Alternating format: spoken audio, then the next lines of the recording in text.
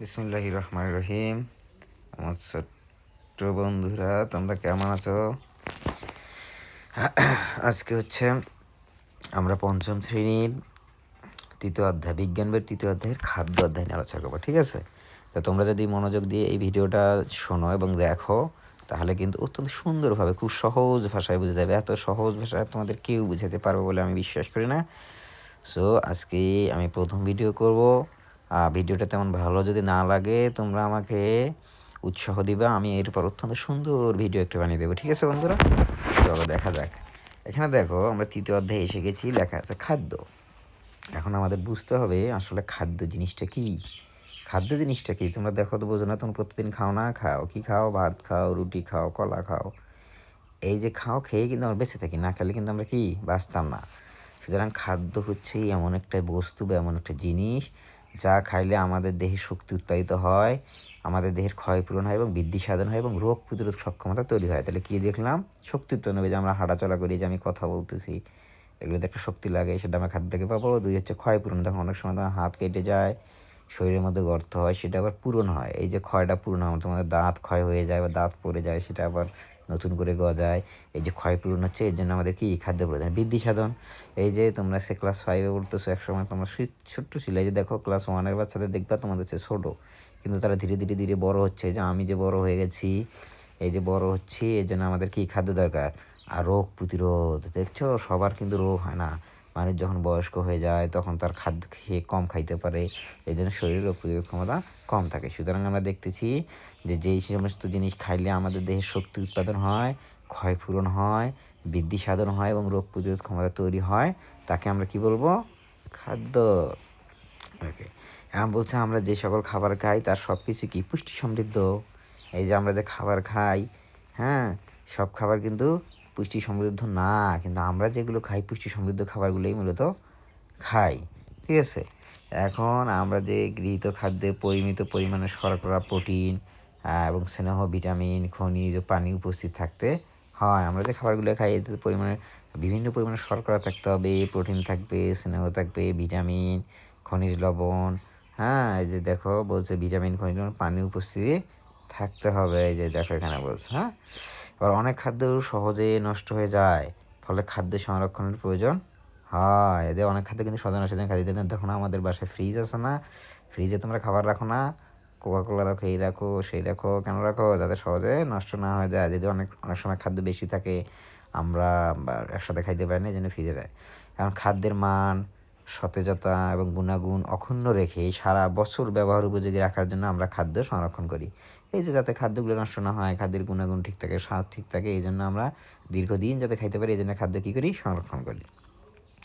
এবার একটা গুরুত্বপূর্ণ জিনিস দেখো, এই যেখানে লেখা আছে সুষম খাদ্য। কি লেখা আছে? সুষম খাদ্য। কি দেখতে পাচ্ছ? এখন আমরা তো দেখলাম খাদ্য, সুষম খাদ্য কি? সুষম খাদ্য হচ্ছে যে খাদ্যের সমস্ত উপাদান একটা খাদ্যের মধ্যে যে থাকে, আমরা যে শরীর গঠনে উপাদান লাগে, একটা খাদ্যের মধ্যে যদি সবগুলো থাকে, আমরা তাকে কী করবো? সুষম খাদ্য। বা আমরা যখন খাবো, ওই খাবার টেবিলে যদি সব ধরনের খাদ্য থাকে, যেমন তোমাকে শুধু ভাত রান্না করে দিলাম, সে ভাতের সাথে আমরা কী খাই? তরকারি খাই। তারপর বিভিন্ন ধরনের তরকারি খেয়ে আমরা একটা সুষম খাদ্য তৈরি করি। এখন বলছে দেখো সুষম খাদ্য কাকে বলে। বলছে যেসব খাবারে পরিমিত পরিমাণে শর্করা, প্রোটিন, স্নেহ, ভিটামিন, খনিজ ও পানির উপস্থিতি থাকে, তাই সুষম খাদ্য। তাহলে আমরা কি দেখলাম? বলছে যেসব খাদ্যে কি শর্করা, ভিটামিন, খনিজ লবণ উপস্থিত থাকে, তাই কি সুষম খাদ্য। বুঝতে পারছো বন্ধুরা? শর্করা, ভিটামিন, খনিজ লবণ উপস্থিত থাকে, কী বলছে? হ্যাঁ, দেখো ভালো করে দেখো, আমি বলছি আবার বলছি, যেসব খাবারের পরিমাণে শর্করা, এই যে প্রোটিন, তারপর স্নেহ, ভিটামিন, পানি ও খনিজ, এই যে হলুদ কালার দিয়ে দেখে দেখে দেখো, তাই সুষম খাদ্য। এখন প্রতিদিনের খাদ্য তালিকায় আমাদের কি থাকতে হবে? যেখানে বলছে প্রতিদিনের খাদ্য তালিকায় শর্করা, আমিষ, চর্বি জাতীয় খাদ্য হিসেবে ভাত, রুটি, মাছ, মাংস, ডিম, দুধ, তেল, বাদাম ইত্যাদি থাকে। ঠিক আছে, আমরা যে খাবার খাই, এক একটা খাবারে এক এক উপাদান থাকে, সবগুলো খাবার মিলে আমাদের একটা সুষম খাদ্য তৈরি করতে হয়। ঠিক আছে, এই যে দেখো, এই যে ছবিগুলোতে দেখো, এখানে বিভিন্ন ধরনের ফলমূল রাখছে, তারপর দুধ আইটেম রাখছে, রুটি আছে, যে মুরগির মাংস আছে, মাছ আছে, ডিম আছে, দই আছে, পনির আছে।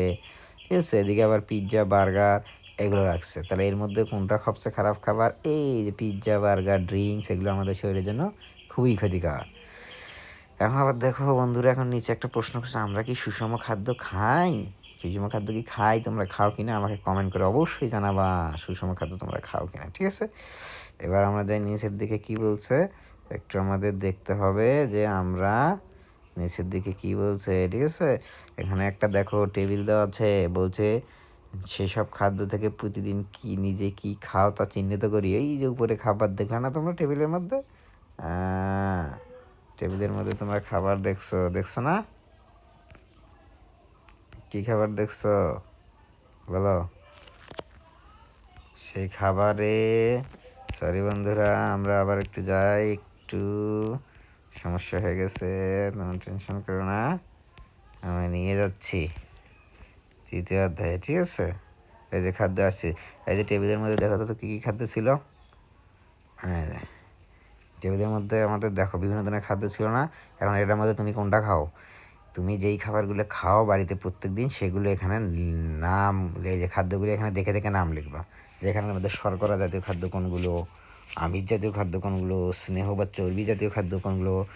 এখানে দেখো তো শর্করা জাতীয় খাদ্য কোনগুলো। শর্করা জাতীয় খাদ্য আছে এখানে এই যে ভাত, এই যে রুটি, এগুলো হচ্ছে আমাদের শর্করা জাতীয় খাদ্য। আর আমিষ জাতীয় খাদ্য কোনগুলো? আমিষ জাতীয় খাদ্য হচ্ছে তোমার এই যে এখানে মুরগির মাংস আছে, মাছ আছে, ডিম আছে, দুধ আছে, এগুলো হচ্ছে আমার আমিষ জাতীয় খাদ্য, ঠিক আছে? এবার স্নেহ বা চর্বি জাতীয় খাদ্য কোনগুলো? চর্বি জাতীয় খাদ্য দেখো, এই যে দেখো পিৎজা, বার্গার, এই যে ড্রিঙ্কস রাখছে, এগুলো হচ্ছে তোমার চর্বি জাতীয় খাদ্য, এগুলো শরীরের জন্য খুবই ক্ষতিকর। এবার হচ্ছে ভিটামিন, খনিজ লবণ, এই যে শাকসবজি দেখতেছো না, এই যে শাকসবজি, এই শাকসবজিগুলোতে ভিটামিন এবং খনিজ লবণ সবচেয়ে বেশি থাকে। সুতরাং এই তোমরা এখন লিখবা এই টেবিলের মধ্যে তোমরা কোন কোন খাবারটা খাও, এখান থেকে সেটার নাম লিখবা এই জায়গায়। আর না খাদ্যের নাম, এখানে কী কী খাদ্য দেখতেছো সেখানে নাম লিখবা, শর্করা জাতীয় কোনগুলো এখানে লিখবা, লিখে তুমি এর মধ্যে কোনটা খাও। এখানে তো সবগুলো তুমি নাও খাইতে পারো, এখানে কোনটা খাও সেটার নাম লিখবে, তুমি নিজে কোনটা খাও বাড়িতে, ঠিক আছে?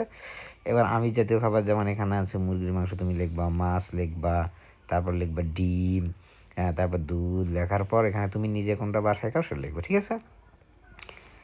এই তো এই কথাই বলছে। এরপর দেখো, এবার বলছে সুষম খাদ্যের তালিকা সম্পর্কে আরও কিছু জানি। এখন বলছে আমরা তৃতীয় শ্রেণীতে সুষম খাদ্য, খাদ্য দল ও খাদ্য দলের খাদ্যসমূহ, আমাদের শরীরে কী কাজে লাগে তা জেনেছি। শিশু, গর্ভবতী মা ও বয়স্ক ব্যক্তির পুষ্টি চাহিদার ভিন্নতা আছে। এখন বলো তো, একজন শিশুর যেই খাবার লাগবে, একজন গর্ভবতী মায়ের কিংবা বা বৃদ্ধ লোকের কি একই খাবার লাগবে? না, কখনো না। শিশুরা একটু কম খায়, আবার মধ্যবয়স্ক যারা তারা একটু বেশি খায়, আমাদের মারা একটু বেশি খায়, আবার বয়স্ক লোকেরাও কম খায়, ঠিক আছে? এখন বলছে যে শিশুরা ধীরে ধীরে বড় হয়, এদের বাড়ন্ত শরীরের জন্য শরীর গঠন করে, শক্তি দেয়, রোগ প্রতিরোধ করে, এমন খাদ্যের প্রয়োজন। এই যে আমরা যখন শিশুরা ধীরে ধীরে তোমরা বড় হচ্ছে না, তোমাদের এই জন্য খাবারের তালিকাটাও ভিন্ন হবে। তোমাদের একটু হয়তো দেখা যাবে প্রোটিন জাতীয় খাবার খাইতে বেশি হবে, কারণ তোমাদের শরীরে রোগ প্রতিরোধ ক্ষমতা করতে হবে। তোমরা দিন দিন বাড়তেছো, তোমাদের শরীরে মাংস বৃদ্ধি করতে হবে, এই কারণে তোমাদের খাদ্য তালিকা কী হবে? ভিন্ন হবে। তাই খাদ্যের তালিকায় বিভিন্ন ধরনের আমিষ, যেমন এই যে ডিম, মাছ, মাংস, দুধ এবং দুগ্ধজাত খাদ্য বেশি করে রাখতে হবে। এই যে যারা বাড়ন্ত শিশু, তোমরা যারা বড় হচ্ছে ধীরে ধীরে, তাদেরকে আমিষ জাতীয় খাবার বেশি লাগে। এই যে আমিষ থাকে কোথায়? ডিম, মাছ, মাংস, দুধ এবং দুগ্ধজাত খাদ্য বেশি খাইতে হবে এই জন্যে। এখন দেখো এখানে বলছে নিচে শিশুদের 6 থেকে 12 বছরের জন্য সুষম খাদ্যের তালিকায় নমুনা পরিমাণ শোনাতে হলো। 6 থেকে 12 বছর যাদের বয়স, তোমরা যারা, তাদের জন্য কী খাদ্য প্রত্যেকদিন কী খাইতে হবে না খাইতে হবে এই টেবিলে কিন্তু দেওয়া আছে, দেখো তো বুঝো কি না? বলছে শর্করা জাতীয় খাদ্য, তোমার 6 থেকে 12 বছর তোমরা যারা, তাদেরকে কী খাইতে হবে? শর্করা জাতীয়। আমরা কী খাই? ভাত খাই। এই ভাতের মধ্যে এই দেখো ভাত আছে, আমরা আলু খাই, নুডলস খাই, এগুলো শর্করা জাতীয় খাদ্য, ঠিক আছে? এখন আমরা যদি ভাত খাই তাহলে কী খাইতে হবে? 1 কাপ পরিমাণ ভাত খাইতে হবে প্রত্যেক দিন, ঠিক আছে? আর গ্রামে বললে 50 গ্রাম, ঠিক আছে, যদি আমরা ওজন করে খাই। আর যদি রুটি, পরোটা বা পাউরুটি খাও, রুটি, পরোটা বা পাউরুটিও কিন্তু এই শর্করা জাতীয় খাদ্য, সেক্ষেত্রে তোমার 1টা বা 2টা খাইতে হবে। আর ওজন করে খেলে 150 গ্রাম, ঠিক আছে? এরপর যে আমিষ জাতীয় খাবার কোনগুলো? মাছ, মাংস, ডিম, দুধ, এগুলো। এখন এগুলো আমরা প্রত্যেকদিন কী পরিমাণ খাইতে হবে? যারা 6 থেকে 12 বছর, তোমরা যারা, তাদেরকে যদি মাছ বা মাংস খাও সেক্ষেত্রে 1 বা 2 টুকরা মাছ খাইতে হবে, মাছ বা মাংস খাইতে হবে প্রত্যেক দিন, ঠিক আছে? ডিম খাইলে 1টা ডিম খাইতে হবে প্রত্যেক দিন। তারপর ডাল খাইতে হবে 1 থেকে 3 কাপ। দই খাইতে হবে 1 গ্লাস করে, দুধ বা দই, ঠিক আছে? আর দুগ্ধজাত খাদ্যের মধ্যে পনির খাইতে হবে 1 টুকরা করে। এবার আসে ভিটামিন এবং খনিজ লবণ লাগবে। ভিটামিন খনিজ লবণ আমরা জানি যে সবসময় শাক সবজিতে থাকে, ঠিক আছে? এই যে রান্না করা কাঁচা শাক সবজি, কাঁচা শাক সবজি অনেকে খাই না আমরা। কাঁচা সবজি কোনগুলো খাওয়া যায় বলো তো? এই যে শসা কাঁচা খাওয়া যায়, গাজর খাওয়া যায় কাঁচায়, এরকম আরও অনেক কাছে কী কী আছে তোমরা আমাকে কমেন্ট করে জানাবে, ঠিক আছে? এখন সেটাকে আধা কাপ পরিমাণ তোমাকে সবজি খাইতে হবে অথবা 100 গ্রাম। আবার ফল খাইতে হবে, ফলের মধ্যেও থাকে যেমন আম, কলা, আপেল, কমলা, বড়ই ইত্যাদি। এই যে একটা করে খাইতে হবে অ্যাটলিস্ট 100 গ্রাম। তেল ও চর্বির মধ্যে তেল চর্বি কোথা থাকে? যেমন ঘি, মাখন বা ভোজ্য তেল, আমরা যে তেল খাই না, এগুলো তোমার তেল থাকে, সেগুলোতেও এই যে 1 টেবিলে 1 চামচ পরিমাণ খাইতে হবে। এখন বলছে গর্ভবতী মায়েদের শরীরে আর একটু শিশির বৃদ্ধি হয়, তাই আমাদের মায়েদের বাড়তি পুষ্টি প্রয়োজন। আমরা কিন্তু আমাদের মায়ের পেট থেকে হয়েছি, তাই না? তো আমাদের ছোটো ভাই বোন যারা হয়েছে তারা একসময় মায়ের পেটে ছিল। এই মায়ের পেটে যেহেতু আর একটা শিশু বড় হচ্ছে, তাহলে অতিরিক্ত খাবারের প্রয়োজন না? সেক্ষেত্রে কী করতে হবে? এই অতিরিক্ত খাবারের জন্য মাকে যে বাড়তি পুষ্টি দিতে হবে। এখন গর্ভবতী মায়েদের শরীরে গঠনকারী, শক্তি প্রদানকারী, রোগ প্রতিরোধ খাদ্যের প্রয়োজন। এই জন্য গর্ভবতী মায়েদেরকে শক্তি দেয় এবং পুষ্টি ভালো আছে, রোগ প্রতিরোধ ক্ষমতা দেবে এমন খাদ্য দেওয়া কি প্রয়োজন। অন্যদিকে বয়স বাড়লে শরীরের শক্তি কমে যায়, তাই বয়স্ক ব্যক্তিদের সহজপাচ্য পুষ্টিকর খাদ্য দরকার। আমাদের শরীরে যারা দাদা দাদি নানার মধ্যে বয়স হয়ে গেছে, এরা সহজে হজম করতে পারে না, তাই সহজে হজম হয় এবং পুষ্টিকর খাবার দিতে হবে। এদের সুস্থ থাকার জন্য সহজে হজম হয় এবং হাড় ও দাঁত মজবুত রাখে এবং রোগ প্রতিরোধকারী খাদ্যের প্রয়োজন হয়। এই যে বয়স্ক লোকদের জন্য এই জন্য সহজে হজম হয়, রোগ প্রতিরোধ ক্ষমতা বাড়ায় এবং দাঁত হাড় সুস্থ রাখে এমন খাবার দিতে হবে। এইসব কিছু বিবেচনা করেই সুষম খাদ্যের তালিকা তৈরি করতে হয়। তাহলে কী করতে হয়? তোমার বয়স কত, তোমার সব শারীরিক গঠন কেমন, গর্ভবতী কি না, এই সব নানান চিন্তা ভাবনা রেখেই আমরা একটা সুষম খাদ্যের তালিকা তৈরি করতে হয়। আজকে আমরা মূলত খাদ্য কী, সুষম খাদ্য কী, সুষম খাদ্য কী তৈরি করতে হয়, 6 থেকে 12 বছর তোমরা যারা আছো তাদের জন্য খাদ্য তালিকায় প্রত্যেকদিন কী কী খাবার খাইতে হবে এগুলোই শিখলাম। এরপর আমরা সুষম খাদ্যের প্রয়োজনীয়তা সম্পর্কে আলোচনা করব।